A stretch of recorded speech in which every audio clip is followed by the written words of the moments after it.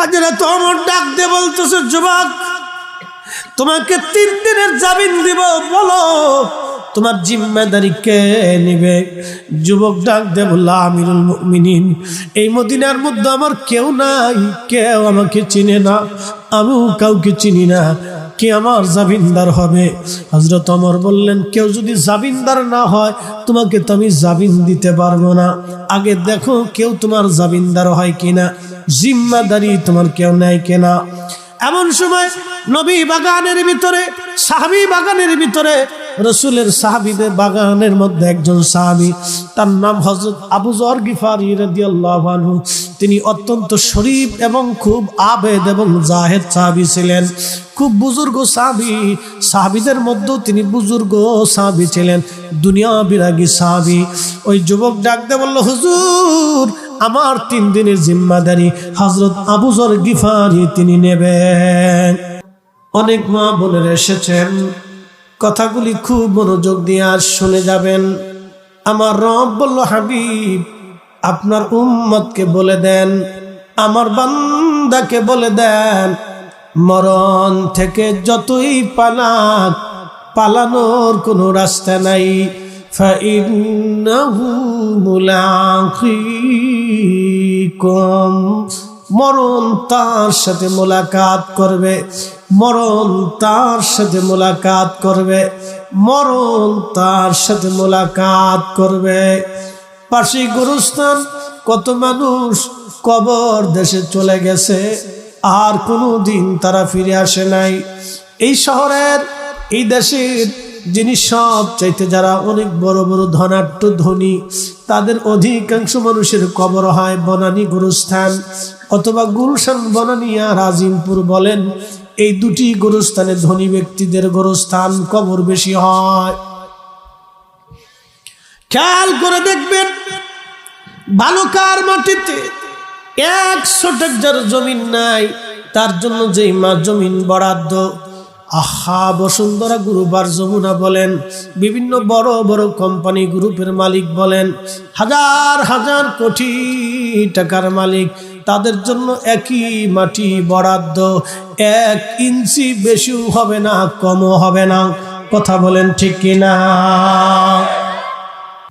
বালুকার মুসলমান খুবই মনোযোগ দিয়ে শুনে যাবেন, জমিন নিয়ে মামলা, পরিবার নিয়ে মামলা, একই মায়ের রক্ত, একই সন্তান, শরীরের ভিতরে একই বাবার রক্ত প্রবাহিত। বাবা মরে গেল, ভাইয়েরা ঝগড়া বাঁধাই দিল জমিন নিয়ে। বড়জন ভালোটা নিতে চায়, মেজজন ভালোটা নিতে চায়। সবাই যদি এক জায়গায় বসে আল্লাহকে ভয় করে ভাগাভাগি করে নিয়ে নেয়, কোনো ঝগড়া লাগে না, প্রতিবেশীও লাগে না, আর কোনো 10 জন লাগে না। সবাই এক জায়গায় বসে যদি ভাগাভাগি করে নিয়ে নেয়, কোনো মারামারি ঝগড়া ফাসাদ নাই। খালি ছোটজন বলবে বড় রে আল্লাহরে ভয় কর, বড় বলবে ছোট রে আল্লাহরে ভয় কর। এই জমিন আমাদের জন্য না, আব্বা পরিশ্রম করে খেয়ে না খেয়ে আব্বা আমাদের জন্য রেখে গেছে। আব্বা ইচ্ছা করলে বিক্রি করে ভালো মন্দ খেয়ে যেতে পারত, সন্তানদের মায়ায় বাবা বিক্রি করে যায় নাই, আমাদের জন্য বাবা জমা জমি রেখে গেছে। 3 জনে আল্লাহকে ভয় করে আল্লাহর আইন মোতাবেক সমানভাবে আমরা ভাগ করে নেই। সমাজ লাগবে না, রাষ্ট্র লাগবে না, প্রশাসন লাগবে না, চেয়ারম্যান মেম্বার লাগবে না, আমরা নিজেরা ভাগ করে সমানভাবে বন্টন করে নিয়ে যাই। তুই আল্লাহরে ভয় কর, আমিও আল্লাহরে ভয় করি। আল্লাহর জমিন আমরা এই মাটির নিচেই ঘুমাবো, এই মাটির নিচেই জায়গা হবে, এই মাটির নিচে আমাদের ঘর হবে। আয় আমরা 3 ভাই সমানভাবে মিলে মিলে ভাগ করে নিয়ে যাই। আল্লাহর কসম করে বলি, কোনো ঝগড়া ফাসাদ আর লাগবে না। কি কথা বলেন ঠিক কিনা? শীতের পরে আসবে বসন্ত, বসন্তের পরে বর্ষা, গ্রীষ্ম, গ্রীষ্মের পরে বর্ষা, শরৎ, হেমন্ত। এই কালগুলির পরিবর্তন হয়, ঋতুর পরিবর্তন হয়। এগুলি আমাদের হাতে নাই, এগুলি আমার আল্লাহর আইনে চলতে থাকে। পৃথিবীর মধ্যে 4 লক্ষ প্রজাতির জীব আছে, আর সৃষ্টির মধ্যে 18,000 আলম আছে। একটা আলমকে একটা বিশ্ব বলা হয়, একটা জগৎ বলা হয়। আল্লামা ইমাম মোল্লা আলী কারি মাক্কি আল মাউরিদুর রাবি ফি মাউলিদিন নবীর মধ্যে লেখেন আল্লাহ সৃষ্টির মধ্যে 18,000 আলম আছে। এই দুনিয়া একটা আলম। আমরা যেই জগতের মধ্যে আগে ছিলাম, মায়ের পেটের মধ্যে যে ছিলাম, বলেন মায়ের পেটের মধ্যে একটা সন্তান বড় হয়। আল্লাহ বললেন আল্লাযী খালাকাকা ফাসাওয়াকা ফাআদালাক, তুমি কিচ্ছু ছিলে না, আমি আল্লাহ তোমাকে সৃষ্টি করলাম, তোমাকে সুঠাম করলাম, তোমাকে শক্তি দিলাম, তোমাকে আমি ক্ষমতা দিলাম, তোমাকে আমি সুঠাম করলাম, সৌন্দর্য দিলাম। ফি আইয়ি সূরাতিন মা শাআ রাক্কাবাক, আমি যেইভাবে চাইলাম সেইভাবে তোমাকে সুরত দিলাম, তোমার নাক বানাইলাম, চোখ বানাইলাম, হাত বানাইলাম, দেহ বানাইলাম। আমরা ইচ্ছা করলেই দেহ বানাইতে পারতাম না। মায়েরা গর্ভবতী হয়, আমাদের মায়েরা যখন গর্ভবতী হয় তখন তারা ডাক্তারের কাছে যায়, গাইনি বিশেষজ্ঞ, মহিলা বিশেষজ্ঞ ডাক্তার যারা, তাদের কাছে যাওয়ার পরে ডাক্তারদেরকে দেখানো হয়। ডাক্তাররা দেখে, চেক আপ করে, এরপরে তার স্বাস্থ্য দেখে, রক্ত দেখে, তার শারীরিক অবস্থানটা পর্যবেক্ষণ করে ডাক্তাররা প্রেসক্রিপশন করে। আচ্ছা বলেন তো, পৃথিবীর এত বড় বড় ডাক্তার আজও পর্যন্ত সন্তানের চেহারা মায়ের পেটের মধ্যে পরিবর্তন করে দিতে পারছে? হযরত ওমর রাদিয়াল্লাহু আনহু মসজিদে নববীতে বসে আছে, ঠিক এমন সময় লোকেরা একটা যুবককে ধরে নিয়ে আসছে, সুদর্শন যুবক। লোকেরা বলল, আমিরুল মুমিনিন, তার ফয়সালা করে দেন, সে আমাদের বৃদ্ধ বাবাকে হত্যা করেছে, মার্ডার করছে। ইচ্ছা করে যদি আপনি নিরাপরাধ কোনো মানুষ মেরে ফেলে দেন, কোরআন বলে মান কাতালা নাফসান বিগাইরি নাফসিন আও ফাসাদিন ফিল আরদি ফাকান্নামা কাতালান নাস জামিআ। একজন নিরাপরাধ মানুষ যদি আপনি মারেন, হিন্দু না মুসলমান, বৌদ্ধ না খ্রিস্টান না, কোন ধর্ম কোন দেশ, আল্লাহ এটার কথা বলেন নাই, আল্লাহ মানুষের কথা বলেছেন। নিরাপরাধ মানুষ যদি আপনি মেরে ফেলে দেন, আল্লাহর কুরআন বলতেছে তামাম জগতের মানুষ মেরে ফেললে যে গুনাহ, একজন নিরাপরাধ মানুষ মেরে ফেললে সেই পরিমাণে গুনাহ আপনার আমল নামায় চাপাই দেওয়া হবে, অর্থাৎ আপনার জাহান্নাম ছাড়া আর কোনো রাস্তা নাই। হযরত ওমর মসজিদে নববীতে জিজ্ঞেস করলেন, লোকেরা যুবককে কেন ধরে নিয়ে আসছো? আমিরুল মুমিনিন, সে হত্যা করেছে, আমাদের বৃদ্ধ বাবাকে মেরে ফেলছে, আমরা হত্যার বিচার চাই, রক্তের বদলে রক্ত চাই, হত্যার বিনিময়ে আমরা হত্যা চাই। হযরত ওমর বললেন, যুবক, তুমি কি বৃদ্ধ লোককে মার্ডার করছো, হত্যা করছো? যুবক ডাক দিয়ে বলল, আমিরুল মুমিনিন, আমি মিথ্যা বলবো না, আমার একটা শখের উট ছিল, উটের একটা বাচ্চা, ছোট্ট বাচ্চা, আমি খুব তারে ভালোবাসি। দেখবেন ছোট্ট গরুর বাচ্চা হলে, সুন্দর হলে মালিক তার গলার মধ্যে ঝুনঝুনি বেঁধে দেয়, বাচ্চা দৌড়াদৌড়ি করে, লাফালাফি করে, মালিকের মনে ভালো লাগে। আসে না আদরের বাচ্চা? তো ওই উটের বাচ্চা খুব আদরের, ও খুব আদর করে, পালে, খাওয়ায়। বলতেছে, আমিরুল মুমিনিন, আমার এই উটের বাচ্চাটা ওই বৃদ্ধের খেজুর বাগানে চলে যাওয়ার পরে বৃদ্ধ বাচ্চাটাকে তাড়ানোর জন্য একটা পাথর নিক্ষেপ করেছিল, পাথরটা আমার উটের চোখের মধ্যে লেগে চোখ বের হয়ে গেছে। আমি এটা সহ্য করতে না পেরে আমি বৃদ্ধকে শাস্তি দেওয়ার জন্য আমি একটা পাথর নিয়ে আমি তার মাথা বরাবর মারছিলাম। আমি ইচ্ছা করে হত্যা করি নাই, ভুলবশত হত্যা হয়ে গেছে। ওই পাথরের আঘাত সহ্য করতে না পেরে বৃদ্ধ মারা গেছে। হযরত ওমর বললেন, যুবক, তোমার কর্তৃক যেহেতু হত্যা হয়েছে, মার্ডার হয়ে গেছে, অতএব আল্লাহর আইন অনুযায়ী তোমাকে মৃত্যুদণ্ড প্রদান করা হবে। তখন যুবক বলল, আমিরুল মুমিনিন, আল্লাহর বিধানে যদি আমার মৃত্যুদণ্ড হয়, আমার কোনো আফসোস নাই, আমি আল্লাহর আইনকে মাথা পেতে মেনে নিলাম। একবার জোরে বলা যাবে কি মারহাবা?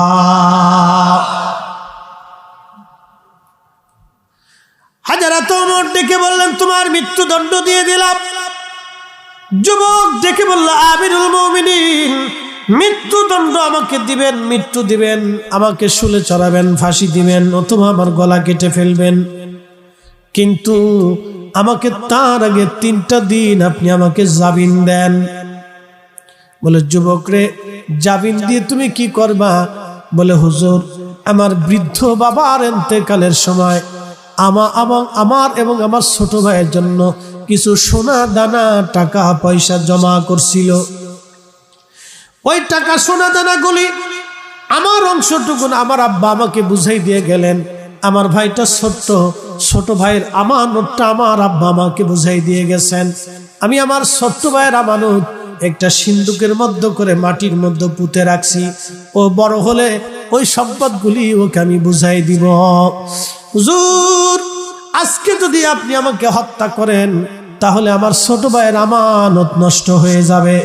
আপনি আমাকে 3 দিনের বিদায় দেন, যাইতে আসতে 2 দিন, মাঝখানে একটা দিন আমি আমার ভাইয়ের সব আমানতগুলি বুঝাইয়া আমি আপনার আদালতে আবার ফিরে আসব।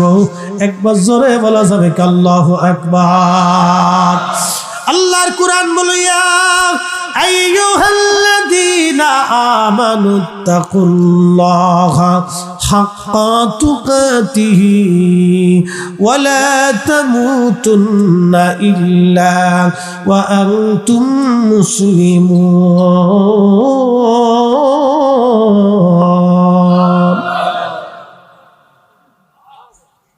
হে ইমানদার, আমি আল্লাহকে ভয় করার মতো করো। ইমানদার, আমি আল্লাহকে ভয় করার মতো তুমি ভয় করো। আর ওয়ালা তামুতুন্না ইল্লা ওয়া আনতুম মুসলিমুন। মুসলমান না হইয়া মইরো না, মুসলমান না হইয়া আইসো না। পাশে গোরস্থান, কত মানুষ কবরে চলে গেছে। ভালুকাবাসী, কত মানুষ কবরে চলে গেল। আল্লাহ বলল, বান্দা কবরে তো আসতেই হবে, মৃত্যু তো হবেই, মরণ থেকে বাঁচার কোনো রাস্তা তো নাই। অবশ্যই মৃত্যু তোমার হবেই। যেহেতু মৃত্যু হবেই, অতএব তুমি মুসলমান হইয়া তারপরে কবরে আসো। মুসলমান না হইয়া কিন্তু আইসো না, মুসলমান না হইয়া আইসো না, মুসলমান না হইয়া আইসো না।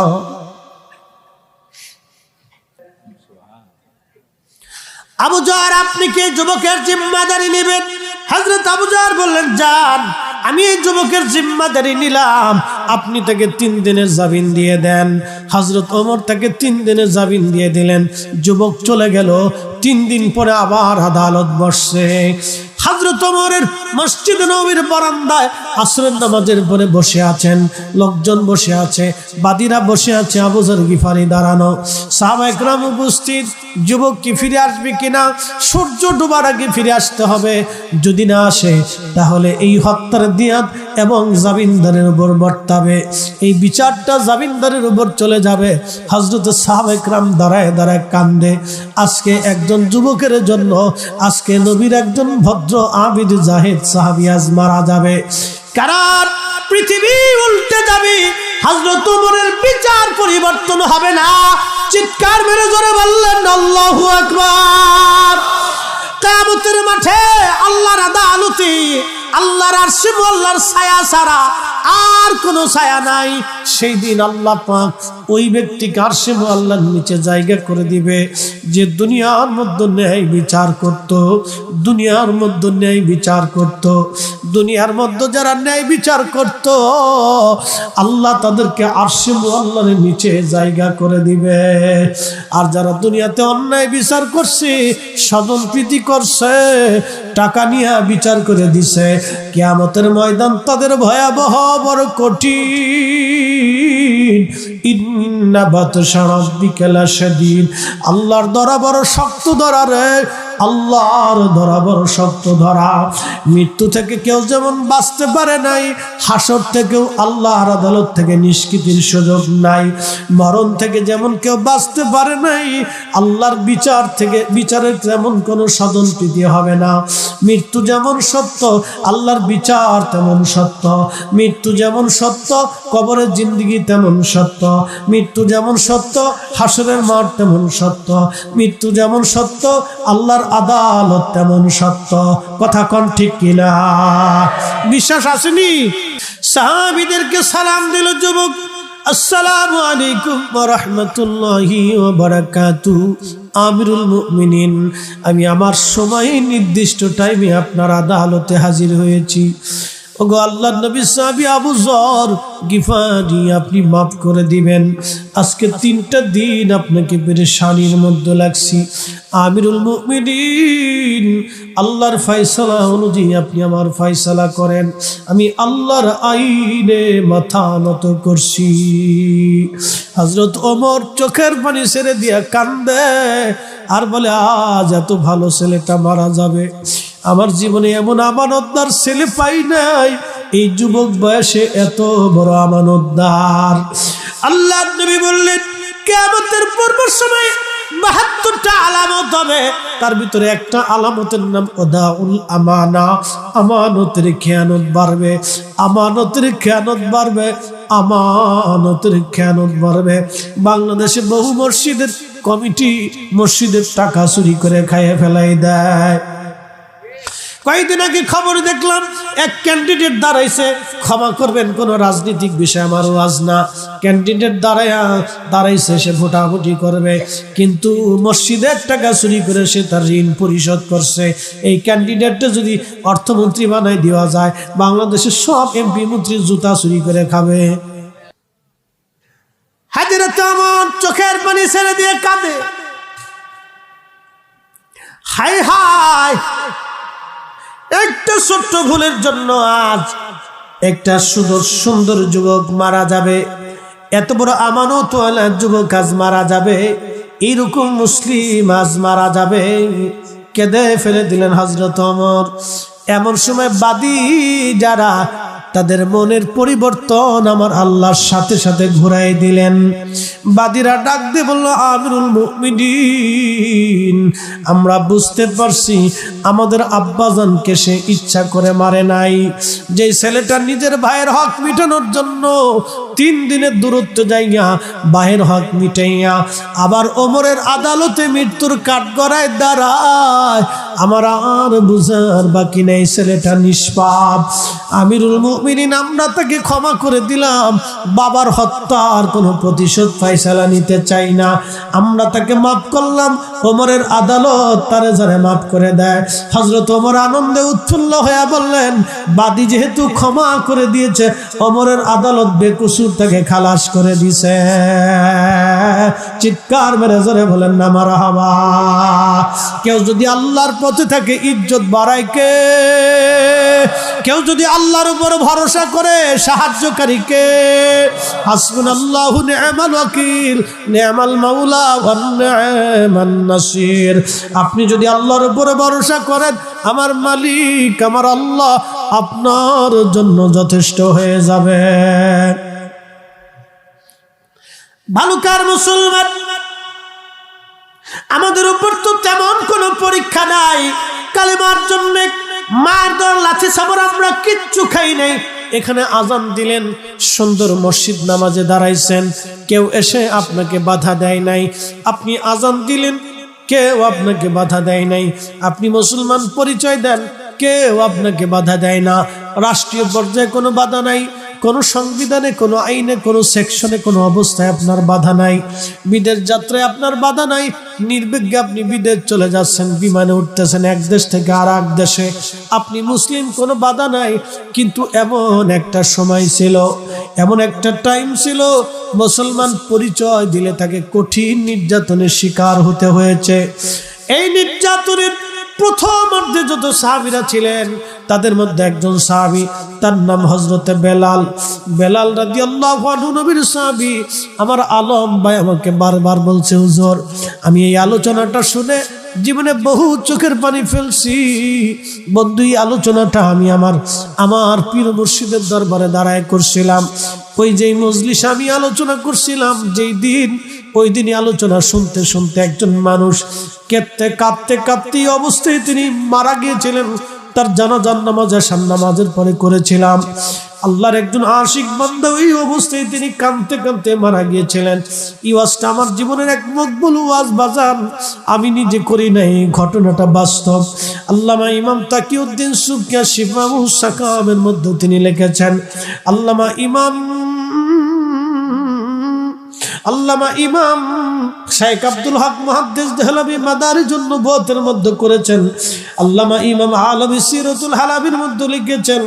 হযরতে আল্লামা ইমাম কিরমানি শরহে বুখারীর মধ্যে তিনি লিখেছেন। আল্লামা ইমাম সুবকি আশ-শিফাউস সাকামের মধ্যে তিনি বিস্তারিত লিখেছেন। অনেক সিরাতবিদ, তারিখবিদ তাদের নিজস্ব কিতাবগুলির মধ্যে এই ঘটনা বিরাটভাবে তিনারা বর্ণনা করেছেন। আমি মুক্তাসার ভাবে ঘটনাটা উপস্থাপন করব। রাসূলের একজন সাহাবী বেলাল, নবীর আশিক ও বন্ধু, ভালুকার মুসলমান। তিনি ছিলেন আফ্রিকার মানুষ। বর্তমানে কেনিয়া, ঘানা, ইথিওপিয়া এই অঞ্চলটাকে আগে হাবশি বলা হতো, হাবশা। এই অঞ্চলের মানুষ ছিলেন বেলাল। চেহারা ছিল খুব কালো এবং নিগ্র। তিনি ছিলেন একজন কৃতদাস। আরবের জমিনে কৃতদাসদের কোনো মর্যাদা ছিল না। তারা শুধুমাত্র মানুষ রূপে মানুষ ছিল, তাদের কোনো দাম সমাজের মধ্যে ছিল না, স্রেফ তারা কৃতদাস। হযরতে বেলাল কৃতদাস হয়ে মক্কায় আসলেন। মনিবের নাম উমাইয়া। হাই হাই, খুবই মারাত্মক তার চরিত্র এবং খুবই ভয়ঙ্কর। সে ছিল রুক্ষ অন্তরের, কিন্তু অনেক সম্পদের মালিক। কৃতদাস বেলাল রাদিয়াল্লাহু আনহু যখন তিনি মক্কায় আমার নবী কালেমার দাওয়াত দিলেন, হযরতে বেলাল রাদিয়াল্লাহু আনহু কালেমা পড়লেন। আমার নবীকে দেখে তিনি কালেমা শিখে নিলেন, কালেমা পড়ে নিলেন, মুসলমান হয়ে গেলেন। মনিব উমাইয়া যখন জানলো বেলাল কালেমা পড়ে মুসলমান হয়েছে, হায় হায়, কঠিন অত্যাচার শুরু হলো বেলালের উপরে। আমি সেই বর্ণনাগুলি আপনাদের সামনে তুলে ধরতে বড় কঠিন। এতই নির্যাতন বেলালের জীবনে। একদিন না, দুই দিন না, কালেমার জন্য এই জমিনে সবচেয়ে বেশি দীর্ঘদিন যিনি অত্যাচার সহ্য করেছিলেন তিনি নবীর সাহাবী বেলাল। পিঠের চামড়াগুলি উঠল। হাই হাই, এমন কঠিন পরিণতি। গলার মধ্যে রশি বেঁধে বেঁধে মক্কার অলিগলি দিয়ে বেলালকে টানা হতো। প্রচন্ড গরম আর বালু আর পাথরের আঘাতে ফুসকা পরে পরে শিলে শিলে চামড়াগুলি উঠে যেত বেলালের। ঔষধ দেওয়া হতো না, কোনো চিকিৎসা করানো হতো না। ওই অবস্থায় বেলালের শরীরে চাবুক দিয়ে পিটানো হতো। চামড়া গোশতগুলি ফেটে ফেটে রক্ত পড়তো। হযরত বেলাল একটা শব্দ শুধু উচ্চারণ করতেন, আহাদ আহাদ, আল্লাহ এক, আল্লাহ এক, আল্লাহ এক। কুল হুয়াল্লাহু আহাদ, আল্লাহুস সামাদ, লাম ইয়ালিদ ওয়া লাম ইউলাদ ওয়া লাম ইয়াকুল লাহু কুফুয়ান আহাদ। আল্লাহ এক বলে বেলাল কাঁদতেন। উনাকে ধরে নিয়ে মরুর মধ্যে নিয়ে যাওয়া হইতো। ওনার শরীরের মধ্যে পাথর চাপা দিয়ে বালুর মধ্যে রেখে চলে আসা হতো। প্রচন্ড গরম, বাণীগুলি শরীরের মধ্যে পরে পরে ফুসকা পরে ঘা হইতো। ওই ঘায়ের মধ্যে বেলালকে বেত্রাঘাত করা হতো।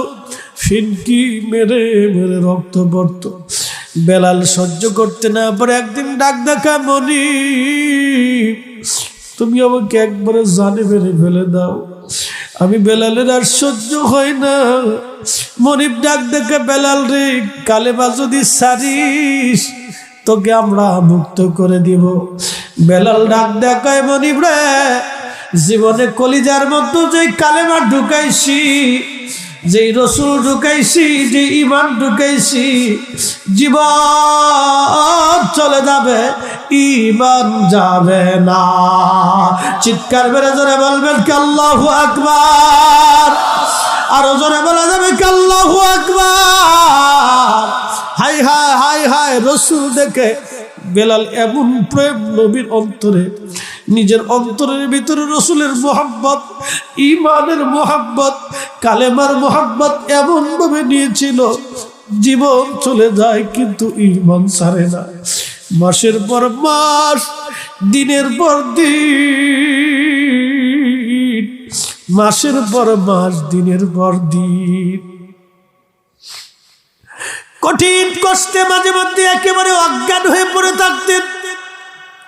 আহাদ আহাদ বলে বেলাল কাঁদতো, মালিক উমাইয়া মনিব একটা লোহার শিক আগুনের মধ্যে পোড়াইয়া জিব্বাখানা টেনে বের করে জিব্বার ভিতর দিয়ে ঢুকাইয়া মুখের মধ্যে বেলালকে বন্ধ করে দিল। জিব্বা দিয়ে কথা বলতে পারে না, কিন্তু অন্তর দিয়ে কান্দার বলে, আল্লাহ তুমি আমাকে ধৈর্য ধারণ করার তৌফিক দাও। আল্লাহ আল্লাহ ওরা আমার ঈমান কাটতে চায়, আল্লাহ আমার জীবন চলে যাবে, ঈমান যেন না যায়। আল্লাহ নবী ডাক দিলেন, সাহাবীরা আমার বেলালকে কঠিন অত্যাচার করা হয়, তোমরা কি কেউ বেলালকে মুক্ত করতে পারো? যে বেলালকে আজাদ করবা আমি জান্নাতের গ্যারান্টি দিলাম। আবু বকর বলল, হুজুর আমি যাচ্ছি। 40,000 দিরহাম দিয়ে বেলালকে কিনে আনলেন। 1-2 টাকা না, 40,000 দিরহাম নবীজি কিনে আনে আজাদ করে দিলেন। আল্লাহর নবী হিজরত করে মদিনায়, বেলালও মদিনায় চলে গেল। আজান পরিবর্তন হলো, এখন মসজিদের মধ্যে যে আজান দেন, এই আজানটা আল্লাহর নবীকে স্বপ্নের মাধ্যমে দেয়া হয়েছিল। নবীদের স্বপ্ন ওহী, নবীদের স্বপ্ন দলিল। এই আজান যখন আসছে আল্লাহর নবী বললেন, সাহাবীরা আমার বেলাল কই? লাব্বাইক ইয়া রাসূলুল্লাহ। বেলাল তুমি আজানের বাক্যগুলি শিখো, আজকে থেকে তুমি মসজিদে নবীর মুয়াজ্জিন। একসাথে জোরে বলবেন কি আল্লাহু আকবার। ইমাম হলো আমার নবী, মুসল্লি সাহাবীরা। জমানার শ্রেষ্ঠ যুগ, নবীর যুগের চাইতে শ্রেষ্ঠ কোনো যুগ নাই। খায়রুল কুরুনি সুম্মাল্লাযীনা ইয়ালুনাহুম সুম্মাল্লাযীনা ইয়ালুনাহুম। আমার নবীর জমানা সবচেয়ে শ্রেষ্ঠ জমানা, নবীর জমানার চাইতে শ্রেষ্ঠ জমানা আর নাই। আমার নবীর যুগ শ্রেষ্ঠ যুগ, ওই যুগের ইমাম নবী, মুসল্লি সাহাবীরা। আচ্ছা বলেন, আমার নবীর চাইতে বড় ইমাম দুনিয়াতে আর আছে? আর কি হবে?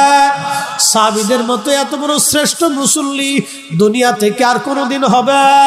কোনোদিন ছিল না, না, না। আমার নবী সাহাবীদের মতো শ্রেষ্ঠ সাহাবী মুসল্লি আর দুনিয়াতে নাই। ওই মসজিদের ইমাম নবীজি মুয়াজ্জিন বেলাল শিক্ষাগত যোগ্যতার জন্য না, অর্থ সম্পদের জন্য না, বংশকালীনের জন্য না, সুন্দর লাহানের জন্য না, একটা মাত্র কারণ কালেমার জন্য। রাসূলুল্লাহর মহব্বতে বেলাল পিঠের চামড়া দিল, গোশত দিল, একবারে শরীর দিয়ে দিল, জীবনের একটা পার্ট দিয়ে দিল, কত রক্ত ঝরাইলো। বেলাল তারপরেও কালেমা ছেড়ে দেয় নাই। আল্লাহ রসুলের প্রতি মহব্বতের কারণে আমার আল্লাহর পছন্দের মুয়াজ্জিন বেলাল, আমার নবীর পছন্দের মুয়াজ্জিন বেলাল। কিয়ামতের ময়দানে আল্লাহ তার বেলালকে দিয়ে আজান দেওয়াবে, জান্নাতের ভিতরে বেলালকে দিয়ে আল্লাহ আজান দেওয়াবে। চিৎকার মেরে জোরে বলবেন আল্লাহু আকবার। আল্লাহ নবী মেরাজে জান্নাতে যায়, দেখলো বেলাল। আরো জোরে, আরো জোরে। কি তো দাস জান্নাতে যায়, দেখে বেলাল আগে আগে এসে বললেন, বেলাল রে জান্নাতে তোমাকে আগে আগে দেখলাম, কি আমল করো? বলে, হুজুর অজু গেলে অজু করি আর 2 রাকাত নামাজ পড়ি। মারহাবা বলবেন? অনেকে পেশাব করে তো পানি নেন, অজু তো আরো পরে। অজু গেলে অজু রাখবেন, অজু গেলে অজু করবেন, এই আমলটা সারা জীবন যেন থাকে। অজু গেলে অজু করবেন, এই আদত করে নিবেন, অভ্যাস করে নিবেন। অজু গেলে অজু করবেন, অজু গেলে অজু করবেন। ঘরে ফিরলেন ঘুমানোর আগে অজু, ঘুম থেকে উঠে অজু, বাথরুম পেশাবখানা থেকে এসে অজু, গোসলখানা গেলে অজু, কাজ বা সেরে আসলে ঘরে আসলে অজু, হাত মুখ তো ধুতেই হয়, সাথে অজুটা করে ফেলবেন। আল্লাহ কবুল করুক না, সকলে বলে না আমিন। কষ্ট হচ্ছে? বেলালের জীবনের শেষ অংশটুকু আপনাদের সামনে উপস্থাপন করি। ইশকে রাসূলের একজন দেওয়ানা মানুষ ছিল। আশিক রাসূল সাহাবী ছিলেন বেলাল। আহা, হযরত বেলাল রাদিয়াল্লাহু তাআলা আনহু তিনি মসজিদ নববীর মুয়াজ্জিন হলেন। দীর্ঘদিন আজান দিতে দিতে নবী দেখতে দেখতে কলিজাতে এত পরিমাণে মহাব্বত আসলো যে জুদা হতে পারতেন না। প্রিয় নবীজির ইন্তেকাল হলো। সারা মদিনার মানুষ সাহাবীরা বিমর্ষ, খুব ক্রন্দনরত, চিন্তিত। মদিনা একবারে শূন্য হয়ে গেল, মদিনার হালতটা একবারে করুণ হয়ে গেল। ঘরে ঘরে কান্না, খাওয়া দাওয়া বন্ধ হয়ে গেল। রাসূল করিমের একটা উট ছিল, নাম ছিল কাসওয়া। আল্লাহু আকবার। এই উটটা 3 দিন পর্যন্ত কোনো খাবার খাই নাই, পানিতে মুখ লাগাই নাই, শুধু কাঁদত। আপনারা দেখবেন উট যখন কান্দে তখন মানুষের মতো আওয়াজ হয়। 3 দিন পর্যন্ত সে কাঁদছে, তার কান্না কেউ বন্ধ করতে পারে নাই। আহা, রাসূলের মহব্বতটা এতই জটিল ছিল, একটা উট, একটা প্রাণী সহ্য করতে পারে না। একটা প্রাণী সহ্য করতে পারে,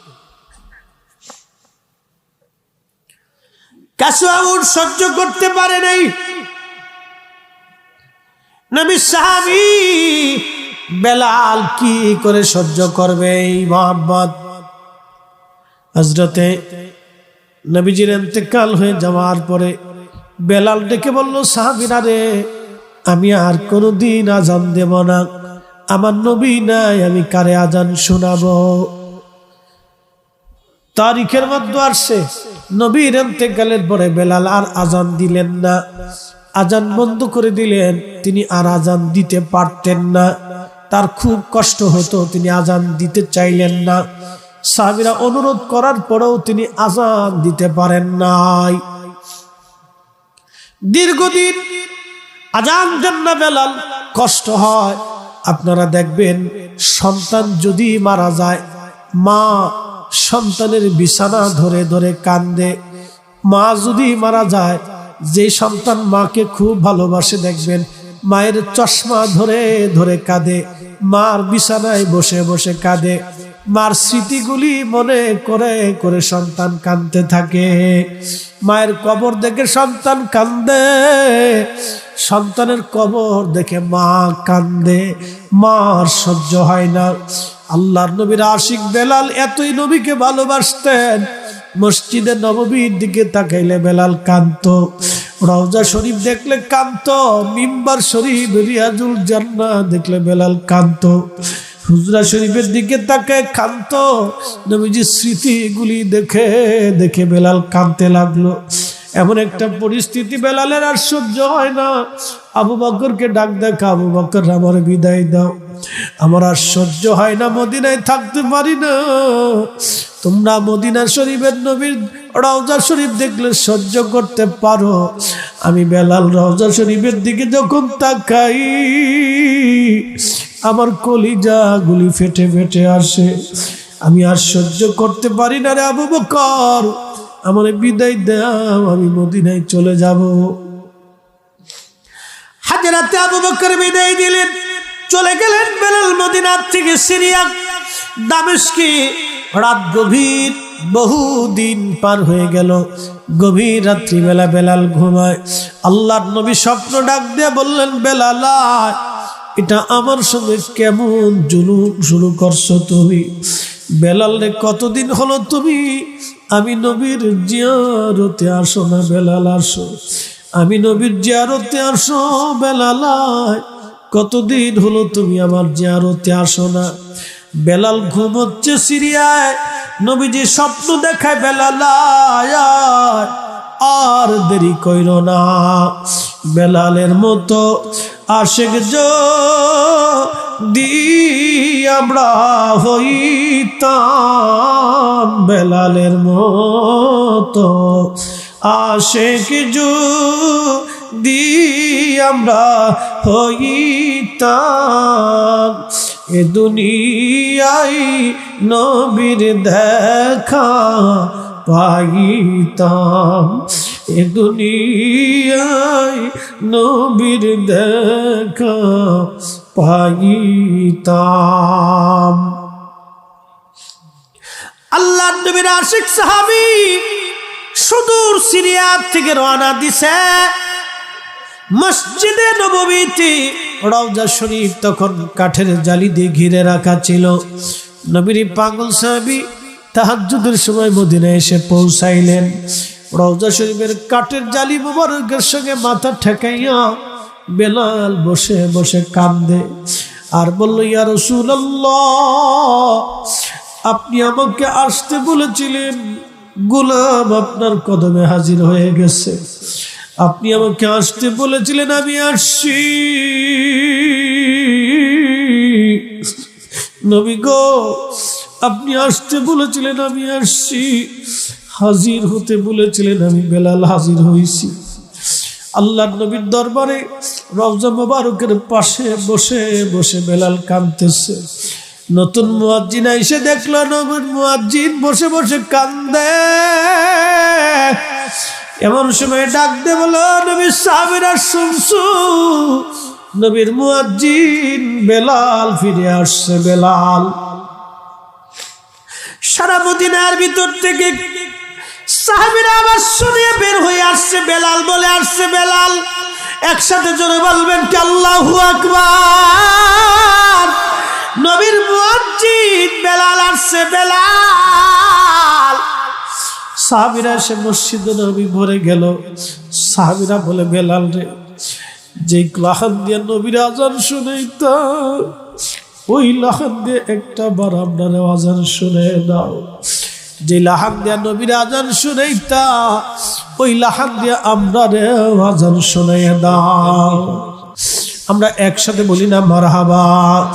একটু দুরূদ শরীফ পড়ি, আল্লাহুম্মা সাল্লি আলা।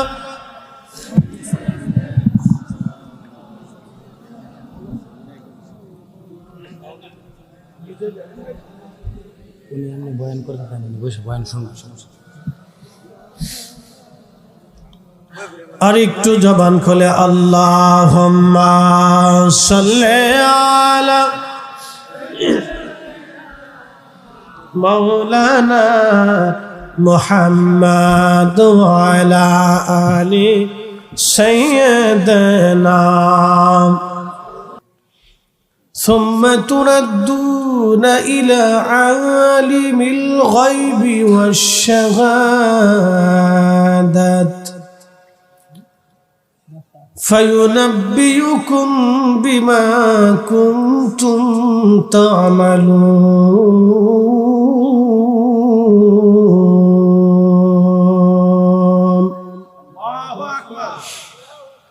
وفي آيات أخرى في شان حبيبه إن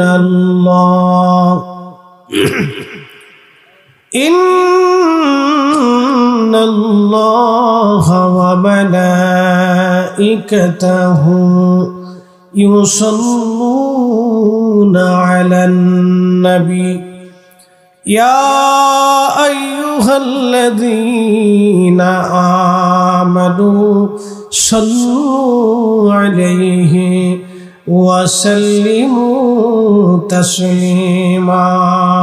اللهم صل على مولانا محمد وعلى آل سيدنا.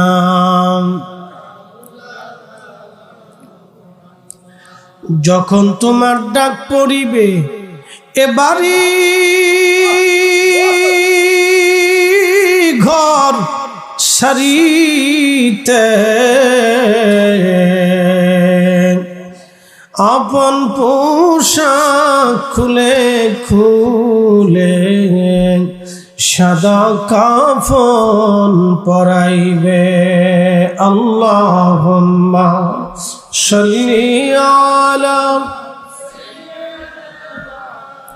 মাওলানা মুহাম্মদ ওয়া আলা আলি সাইয়্যিদিনা।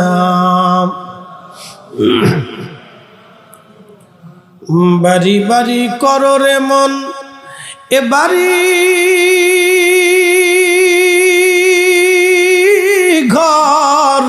তোমার নাম। কথা সত্য না মিথ্যা? একবারে চিরন্তন সত্য, ইউনিভার্সাল ট্রুথ। এই কথার মধ্যে কোনো ভেজাল নাই। আমাদের সবাইকেই একটা বাড়িতে চলে যেতে হবে। ওয়া ইন্না ইলাইহি রাজিউন। আল্লাহর বাড়িতে ছিলাম, আবার আল্লাহর বাড়ি চলে যাব। আল্লাহর কাছে ছিলাম, আল্লাহর কাছে আবার ফেরত যাব। এই শব্দটা সারা জীবন অন্তরে পুষে রাখবে। আমরা আল্লাহর কাছে ছিলাম, আবার আল্লাহর কাছেই ফিরে চলে যাব। এই শব্দটা সারা জীবন অন্তরে পুষে রাখবেন যে আমরা আল্লাহর কাছে ছিলাম, আবার আল্লাহর কাছেই ফিরে চলে যাব। তো আল্লাহ আমাদেরকে যেই উদ্দেশ্যে দুনিয়াতে পাঠাইছেন, এই উদ্দেশ্য যদি আমরা সাকসেস করতে না পারি, তাহলে আমাদের জীবনটা বড় বৃথা হয়ে যাবে। আমাদেরকে বুঝতে হবে আজকের ওয়াজগুলি হচ্ছে এগুলি বুঝার একটা কেন্দ্র, একটা সেন্টার। আমার প্রিয় ভাই যারা বাহিরে রাস্তাঘাটে ঘোরাফেরা করতেছে, তারা চলে আসা উচিত। আমার তরুণ ভাইগুলি এই মাহফিলটা সাজাইছে, এরা ইচ্ছা করলে অন্য কিছু করতে পারত। তাদের সেই সামর্থ্য আছে, শক্তি আছে, এবং মেন পাওয়ার আছে, রাষ্ট্রীয় ক্ষমতাও আছে, কিন্তু তারা না করে আমার এই ভাইগুলি আজকে কোরআনের মাহফিল দিয়ে দিছে, আল্লাহর বেহেশতের বাগান সাজিয়ে ফেলেছে। একসাথে বলা যাবে না আল্লাহু আকবার? আল্লাহু আকবার ওয়ালিল্লাহিল হামদু বিসমিল্লাহির রাহমানির রাহিম।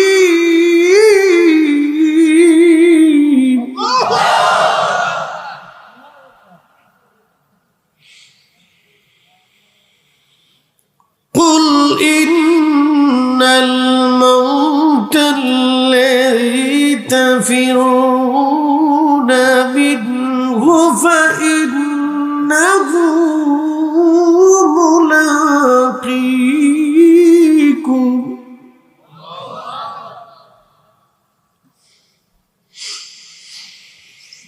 ثم تردون إلى عالم الغيب والشهادة।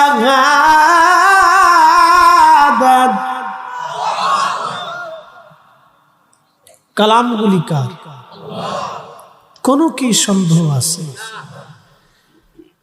এই যে আল্লাহর কথা আজও পর্যন্ত কেউ ভুল ধরতে পারছে? একটা কথা মনে রাখবেন, কুল, আল্লাহ পাক বলতেছেন ইন্নাল মাউতাল্লাযী তাফিরুনা মিনহু। হাবিব আপনি বলে দেন আপনার উম্মত আর আমার বান্দারা মৃত্যু থেকে পালানোর চেষ্টা করে। আমরা সবাই মৃত্যু থেকে পালানোর চেষ্টা করি। গভীর রাত্রি আমরা গাড়ি নিয়ে চলি, তো পাগল রাস্তায় থাকে, হরেন দিলে পাগল সরে যায়। পাগলও মৃত্যু থেকে পালানোর চেষ্টা করে। মানুষের রোগ হয়, ডাক্তার দেখানোর জন্য বাংলাদেশের সবচেয়ে ভালো ডাক্তারের শরণাপন্ন হয়, মৃত্যু থেকে পালানোর চেষ্টা করে। কিন্তু আদৌ পর্যন্ত যারা চিকিৎসা বিজ্ঞানের জনক ছিল, সেও কি মৃত্যু থেকে বাঁচতে পারছে? পালাইতে পারছে? আগামীতে কি আমাদের সুযোগ টুযোগ কোনো সিস্টেম আছে? কোনো সুযোগ নেই। একদিন মাটির ভিতরে হবে ঘরে মন আমার, কেন বান্দ দালান ঘর। সবাই বুঝি, কিন্তু তারপর আমরা অন্যায় করি। তেলের গাড়ি তেলে চলি,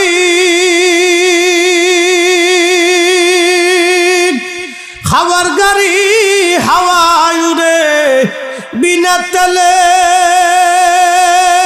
চালাই গাড়ি নবী সুলাইমান, আমরা সেই মুসলমান, আমরা সেই মুসলমান, ঠিক কিনা?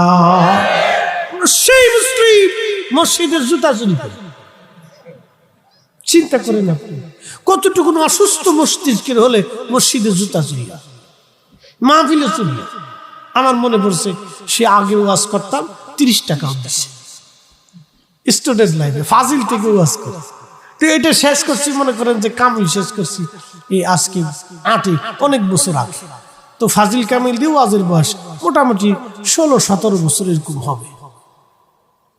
তো ওই সময় টাকারও দাম ছিল, আর মানুষ 100 টাকাও দিছে, 50 টাকাও দিছে, 500 টাকা দিলে বিরাট খুশি হয়েছি যে অনেক টাকা পাইছি।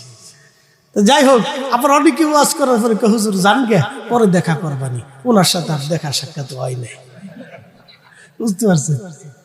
আর দেখা সাক্ষাৎ হয়েছে না। অনেকে কাছে বিকাশে দিয়ে দেবানি, আর বিকাশ কোনোদিন আসে না। তা আমি চিন্তা করলাম আর দিল না, যেহেতু আর রাগ করে কি করবো, যা যা চলে গেছে চলে গেছে। তো এরকম বহু হয়েছে, যাক আল্লাহর বান্দার আল্লাহ মাফ করুক। তো এই ওই সময়কার ওই 150-500 টাকা জোগাড় করে অনেক মাহফিল করে 1600 টাকা দেখছিল জুতা কিনছিলাম। তো তখন তো ইয়াং বয়স, বেশি ইয়াং। তো যুবককালের কাপড় চুপড় হইলে একটু পাম্পুম ভাঙবুম দিলে পোলাপান একটু খুশি হচ্ছে না, একটু ভালো জুতা টুতা হইলে কাপড় চুপড় হইলে একটু ভাব বুক দিয়ে রাস্তা দিয়ে হাঁটে।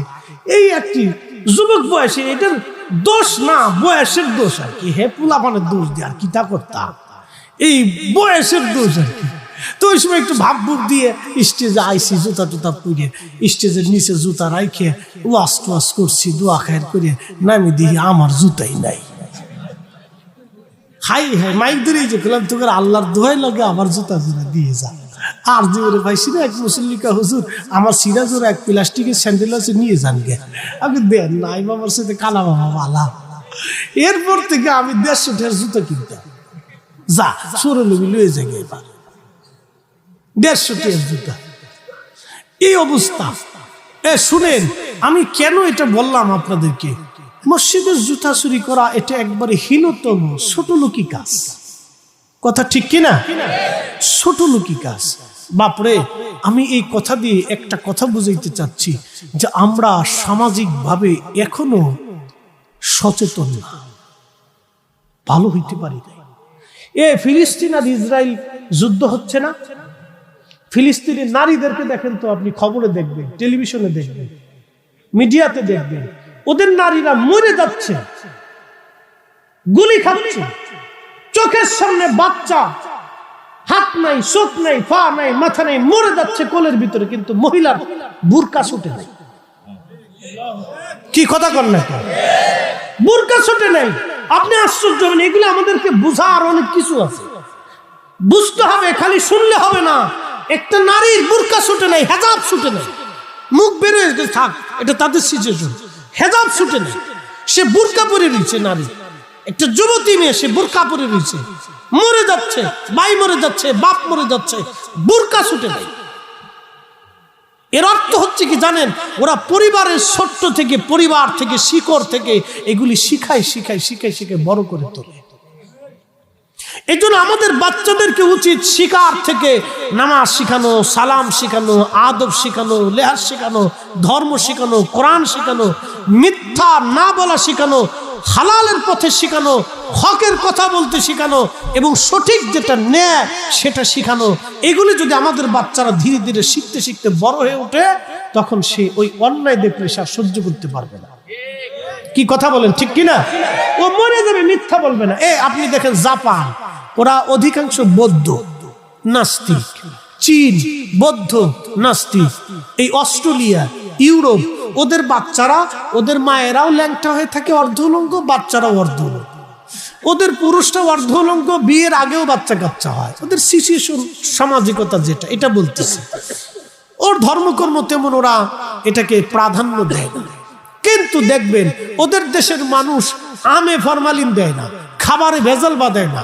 আপনার এই মধুপুরে মাহফিলে গেছি, টাঙ্গাইলি, বললাম বাইরে ঢাকায় বাচ্চা কাছে আনারস খাওয়াবো, তো বাগান থেকে আমার দুটো আনারস কিনে দেন, আমি টাকা দিচ্ছি ভাই, আনারস ভালো দেখে কিনে দেন, একবারে সাস্তা জিনিস কাঁচা জিনিস নিয়ে বাচ্চারা খাওয়াই ফরমালিন ছাড়া।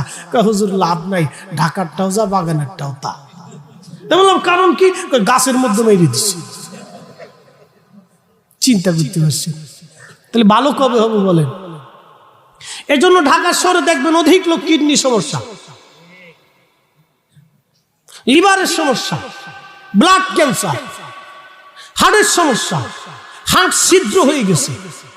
কেন ছিদ্র হবে হার্ট? আগের যুগের মানুষ 60 বছরে হার্টে কিছু হচ্ছে না, 99 বছর বয়সে 100 বছরে মানুষ যুদ্ধ করছে। এখন 30 বছরের একটা ছেলে জন্ম নিছে, পেটের ভিতর থেকে হার্ট ছিদ্র হয়ে গেছে। এগুলি কারণটা কি? এ সব খাবারের ভিতরে ভেজাল। খাবারের ভিতরে ভেজাল দিল কেনা? জিনে দিয়ে গেছে না, ফেরেশতাও দিছে না, আমার আপনার ভিতর মানুষ দিয়েছে। তার মানে বোঝা গেল যেই মানুষগুলি খাদ্যের মধ্যে ভেজাল দিয়ে আমার দেশের মানুষকে অসুস্থ বানাইতেছে, আল্লাহর কসম করে বলি ওরা মানুষ হইতে পারে নাই, ওরা শুয়োরের চাইতে নিকৃষ্ট। কথা বল ঠিক কিনা? ওরা শুয়োরের চাইতে নিকৃষ্ট। ও মানুষের বাচ্চাই হতে পারে, ও মানুষই হতে পারে। ও নামাজ পড়লে কি হবে? ওই টাকা দিয়ে লক্ষ কোটি বার হজ করলেও হজ হবে না, 1000 বছর সেজদায় পড়ে থাকলেও সেজদা হবে না। কি কথা বলেন ঠিক কিনা? মসজিদ বানিয়ে দিলেও 1 টাকার সওয়াব হবে না। একে কি করে ওয়াজ বুঝাবো বলে? দিব্যি খাওয়াচ্ছে, বিরিয়ানি মানুষ খুব মজা করে খায়। ভোক্তা অধিদপ্তর খুঁজে দেখলো যে বিরিয়ানির ভিতরে এমন এক ওষুধ দেওয়া হয় যে খুব টেস্ট হয়। আমি ওদের সাথে মাঝে মধ্যে অ্যাডজাস্ট, ফেসবুকে দেখি, আমার কাছে ভালো লাগে। দেখলাম এসব করে ধরে নিয়ে আসছি, দাঁড়ান আপনারা তো বিরিয়ানিতে দেন এগুলি বিষ, তো আপনাদেরকে দেই, আপনারা খান। কারণ আমরা খাবো না। নিজেরা যেহেতু খেতে চান নাই বিষ, মানুষকে খাওয়ান কি করে? আপনারা মানুষ না জানেন। এদেরকে উচিত হলো 3 রাস্তার মোড়ে, গুলিস্তানের মোড়ে, যাত্রাবাড়ির মোড়ে এনে কায়দা মতো জাঙ্গিয়ে পড়াইয়ে ওর ফাঁসা ফেসাইয়ে শীতকিনির কষা দিয়ে কায়দা মতো খালি ফিটাইতে হবে, পিঠের চামড়া উঠাইতে হবে। 1000 হাজার মানুষ দেখবে, দেখার পর এগুলি শিক্ষা। এগুলি মানুষ হইতে পারে না, নেবার কখনই না। ও মানুষের কাতারেই পড়ে। আমার ঢাকাতে, আমার এলাকায় এক 5 ওয়াক্ত নামাজ পড়ে, আশ্চর্য হবেন, তার হোটেলে গরুর গোশের বদলে কুত্তার গোশত চালাই দিচ্ছে। আপনি কল্পনা করতে পারবেন এরা মানুষ হয় কি করে? চলতেছে। ও মনে করতেছে আমি লাভ করিয়ে, এই যে আপনাদের এলাকা থেকে মুরগি যায় না ভাই, ঢাকা যাইতে যাইতে অনেক মুরগি মরে যায়। এই মুরগি কম দামে কিছু হোটেল আলারা কিনে নিয়ে যায়। আউযুবিল্লাহ নাই, বিসমিল্লাহ নাই, মুরগি হারাম। ওটার সুন্দর করে ফ্রাই ট্রাই করে একবারে আপনার ওইটা চালাই দিছে। যারা কিনতেছে তারা তো জানে না, কিন্তু যে বিক্রি করতেছে সে তো মুসলিম। বলেন তো ওই টাকা দিয়ে সে গরু কিনে খাবে, খাসি কিনে খাবে, বাজার করে খাবে, হালাল না হারাম? না একসাথে বলে আরো জোরে, ওই টাকা দিয়ে হজে চলে যাবে, হজ হবে? হ্যাঁ জোরে বলেন হবে? এই তো বুঝে গেছে, বুঝে গেছে। ভালোকার মুসলমান, আমাদের মাননীয় প্রধান অতিথি জনাব এমপি সাহেব তিনি আসছেন, সকলে বলি আলহামদুলিল্লাহ। আমু আলোচনা আর দীর্ঘায়িত না, সামান্য একটু শেষ আলোচনা আছে, এটা করেই আমরা এমপি সাহেবের তিনি দোয়া নিবেন, কথা বলবেন, এরপর আমরা দোয়া করে দেবো ইনশাল্লাহ। ছোট্ট একটু মুক্তাসার আলোচনা। আমরা একটা লোক না উঠি বাপ, একটু বসে পড়ি। আল্লাহ আমাদের সকলকে কবুল করুক, বলে না আমিন। বাবাজি, আল্লাহ রসুলের ইশক মোহাব্বতের আলোচনাটা এটা অত্যন্ত গভীর এবং জটিল। এটার জন্য মজলিসের প্রয়োজন হয়, আশিকদের প্রয়োজন হয়। বাজান, রসুলের মোহাব্বতের চোখের পানি দিয়ে আল্লাহ 7টা জাহান্নামের আগুনকে নিভাইয়ে দেয়। একসাথে বলবেন না আল্লাহু আকবার। সুনান ইবনে মাজাতে আসছে, আল্লাহ রাসূল সাল্লাল্লাহু আলাইহি ওয়াসাল্লাম ফরমান, আমার উম্মত বান্দার চোখের কোণা দিয়ে মাছির মাথার পরিমাণ পানি অথবা তার চেয়েও অর্ধেক পরিমাণ পানি ঝরে গোশতের উপরে আসার আগেই আল্লাহ বান্দার জীবনের সব গুনাহকে মিট করে দেয়, মিসমার করে দেয়। হয়েছে না একসাথে? খালি খলিফাতুল মুসলিমিন ওমর মসজিদে নববীতে বসে বসে বিচার করতেন। কত বড় খলিফা দেখেন। বর্তমানে ইরান, এরপরে ইরাক, এরপরে কুয়েত, এরপরে কাতার, বাহরাইন, দুবাই, জর্দান, ওমান, ইয়ামান, সৌদি আরব, লিবিয়া, লেবানন, তিউনিসিয়া, ফিলিস্তিন, মিশর, আলজেরিয়া, মরক্কো, এই পুরা দেশের খলিফা ছিলেন হযরত ওমর। একসাথে বলবেন কি আল্লাহু আকবার? আরো জোরে, আরো জোরে। বালিশ ছিল কি জানেন? হাতের ডানা। কল্পনা করলে মাথা নষ্ট হয়ে যায়। ওনার জীবনের দিক তাকাইলে আমাদেরকে মুসলমানই মনে হয় না। কি কথা কন না? ওনাদের জীবনের দিকে তাকাইলে আমরা মুসলমানই মনে হয়। হাতের ডানার উপরে মাথা দিয়ে ঘুমাইতে। বিছানা ছিল খেজুরের মাদুর। শুইতে শুইতে পিঠের মধ্যে খেজুরের পাটির দাগ পড়ে যেত। আপনাদের দেশে খেজুরের পাটি দিয়ে বিছানা বানায় না? আমাদের ফরিদপুরে আছে। আমাদের এলাকায় বেশি পরিমাণে খেজুরের গাছ। আমাদের বাড়িতে আমার আব্বার থাকাকালীন প্রায় 300-400 খেজুর গাছ ছিল। আমাদের অনেক ল্যান্ড ছিল, জমি। তো 300-400 খেজুর গাছ মাঝিরা কাটত, অনেক খেজুর গাছ। তো ওই খেজুরের পাতা দিয়ে মাদুর তৈরি করা হয়, পাটি। আমাদের আঞ্চলিক ভাষায় বলে পাটি। তো কি বলে ভালো কা? পাটি না? আচ্ছা ঠিক আছে, তাহলে একই নাম আর কি। তো এই খেজুরের পাতা দিয়ে পাটি বানানো, আরবে খেজুরের পাতা দিয়ে পাটি বানানো হতো। ওই মাদুরে হযরত ওমর ঘুমাইতেন, পিঠের মধ্যে দাগ পড়ত। শোনেন, ইসলাম আমাদেরকে দিয়ে হয়নি, ইসলাম ওনাদেরকে দিয়ে হয়ে গেছে। কি কথা কন না? ঠিক কি না? ইসলাম ওনাদেরকে দিয়ে হয়ে গেছে, আমাদেরকে দিয়ে ইসলাম হয় নাই, আমাদেরকে দিয়ে দিন হয় নাই। দিন ওনারা দিয়ে গেছে। আল্লাহ রাসূল এই জন্য বলছেন, ফাআলাইকুম বিসুন্নতি ওয়া সুন্নাতিল খুলাফাইর রাশিদিনাল মাহদিন। তোমরা আমার সুন্নাহ মানবে, আমার পরে আমার খুলাফায়ে রাশিদিনের সুন্নাহ মেনে চলবে। একসাথে বলবেন মারহাবা। কিছু সময় দেওয়া যাবে ইনশাআল্লাহ। সারা রাত্র বলেন না ইনশাআল্লাহ। থাকা লাগবে না, নেকি হয়ে গেছে। আল্লাহ কিন্তু কিপটে না, আল্লাহ দিতে চায়, বান্দা নিতে চায় না। এই যে মসজিদ, জুমার দিনে মুসল্লি কেউ নামাজ শুরু হইলে কিছু মুসল্লি দৌড়ায়, ডোন্ট মাইন্ড, কিছু মুসল্লি দৌড়ায় আসে। এটা চিন্তা যে এই টাইম 5 দুনিয়ার সব কাজ সাইডে দিয়ে এরপরে মসজিদে ঢুকে। আর আল্লাহ বলছে, ইদা নুদিয়া লিস-সালাতি মিন ইয়াউমিল জুমআ ফাসআউ ইলা যিকরিল্লাহি ওয়া দারুল বাই'। বেচা বিক্রি ছাড়ো, সংসার ছেড়ে দাও, বাণিজ্য ছেড়ে দাও, দোকান ছেড়ে দাও, কৃষি খামার ছেড়ে দাও, গাড়ি চালন ছেড়ে দাও, ব্যবসা ছাড়ো, চাকরি ছাড়ো, সব কিছু থেকে জুদা হও। জুদা হইয়ে আল্লাহর স্মরণে তুমি জুমা আদায় করার জন্য মসজিদে চলে আসো। আল্লাহ রাসূল বলেন, উম্মত তোমরা যদি মসজিদে আগে আগে আসো, সুন্দর পোশাক পরে নীরবে বসে যাও, ইমাম সাহেবের সামনে বসো, কথাগুলি শোনো, খুতবা শোনো, খুব আদব ও লেহাজের সাথে নামাজ আদায় করো, আবার হেঁটে হেঁটে বাড়ি চলে যাও।